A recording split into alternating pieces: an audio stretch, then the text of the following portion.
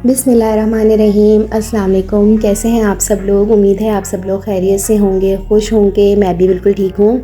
आज मैं आप लोगों के लिए वेजिटेबल पास्ता की रेसिपी लेकर आई हूँ। बहुत मज़े का बनता है ये। आज मैं आप वो सब चीज़ें बताऊँगी कि हमारा पास्ता जो है वो क्यों बैठा बैठा हो जाता है, उसमें शाइनिंग नहीं होती है। पास्ता जो है, जो नूडल्स होते हैं हमारे एक दूसरे से चिपक जाते हैं। आइए अपनी रेसिपी का स्टार्ट करते हैं। सबसे पहले हम पास्ता बॉईल करने की तैयारी करते हैं। यहाँ पर ही मेन ट्रिक है, हम यहाँ पर भी गलती कर लेते हैं। सबसे पहले जो है आप पानी बॉईल कीजिए। जब पानी में अच्छी तरह से उबाल आ जाए उसके बाद आप अपना पास्ता इसमें शामिल कर लीजिए। यहाँ मैंने तकरीबन 1 से 1.5 कप लंबे वाले नूडल्स लिए हैं और 1 से 1.5 कप ही मेरे पास ये शेल वाले पास्ता हैं।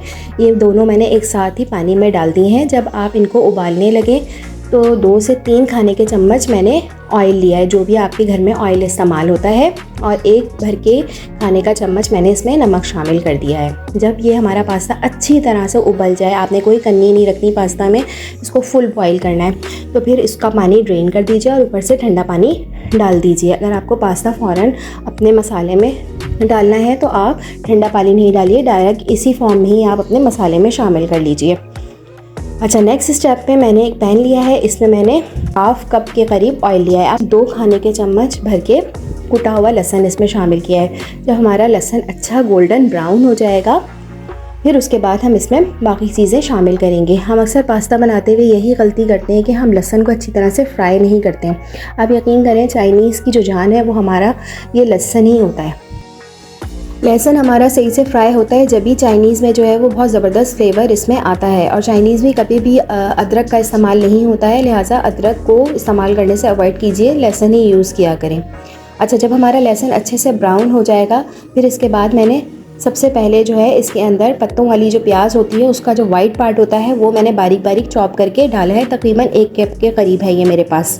इसको थोड़ा सा फ्राई करने के बाद मैंने बारीक कद्दूकश की हुई गाजर डाली है। गाजर को मैंने कद्दूकश किया है, हाथ से चॉप नहीं किया है।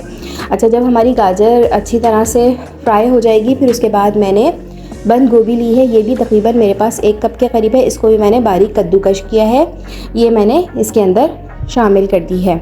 आप चाहें तो वेजिटेबल को हाथ से बारीक बारीक चॉप भी कर सकते हैं और कद्दूकश भी कर सकते हैं, दोनों चीज़ें सही हैं। इसके बाद इन सबको मिलाने के बाद मैंने 1 कप के करीब मेरे पास शिमला मिर्च थी, इसको मैंने हाथ से चॉप किया। ये कद्दूकश नहीं हो सकती है, ठीक है। इसको मैंने चॉप करके डाला है, ये भी तकरीबन मेरे पास 1 कप के करीब है, वो हम इसमें शामिल कर देंगे। इन तमाम वेजिटेबल्स को अच्छी तरह से मिक्स करेंगे। वेजिटेबल अच्छी तरह से मिक्स करने के बाद मैंने 4 टेबल स्पून भर के विनेगर यूज़ किया है, सफ़ेद सिरका का इस्तेमाल किया है। इसके बाद मैंने 3 टेबल स्पून भर के मैंने सोया सॉस इसमें डाला है और 2 टेबल स्पून भर के मैंने रेड चिली सॉस इसमें शामिल किया है। आप ये तमाम सॉसेस अपनी मर्ज़ी से कम और ज़्यादा भी कर सकते हैं, कोई पाबंदी नहीं है, ये आपके टेस्ट पर डिपेंड करता है आप कितनी चीज़ें इसमें शामिल करते हैं। इन सब सॉसेस को अच्छी तरह से वेजिटेबल में मिक्स कर लीजिए। फिर इसके बाद मैंने रेड चिली पाउडर डाला है, ये तकरीबन मेरे पास 1/2 टीस्पून है।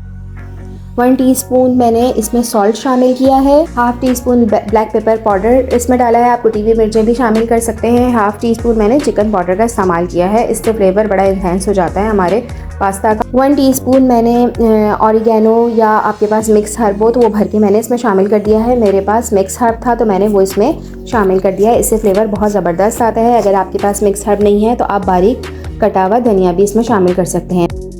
इसके बाद मैंने 5 टेबल स्पून मैंने टोमेटो केचप इस्तेमाल किया है इसके अंदर। इन सब चीज़ों को अच्छी तरह से मिक्स करने के बाद जो हमने पास्ता बॉईल कर रखा था वो हम इसमें शामिल कर देंगे। बस थोड़ा सा चम्मच आप इसमें थोड़ा सा लगाएंगे तो ये पास्ता बिल्कुल सेपरेट हो जाएगा।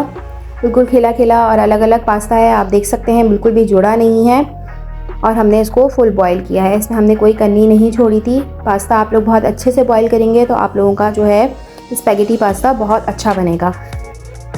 स्पाइसेस में तमाम स्पैगेटी को अच्छी तरह से मिक्स करने के बाद मैंने आखिर में 1/2 टीस्पून कुटी मिर्च इसमें शामिल की है फ्लेवर के लिए।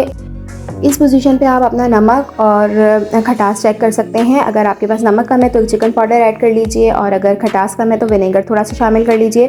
फिर आखिर में हमने पत्तों वाली प्याज का जो ग्रीन पार्ट होता है वो इसमें शामिल कर दिया है। बस हमारा चूल्हा बंद कर देंगे हम और हमारी पास्ता वेजिटेबल रेडी हैं सर्व करने के लिए। बहुत मज़े के बनते हैं, ज़रूर ट्राई कीजिएगा आप।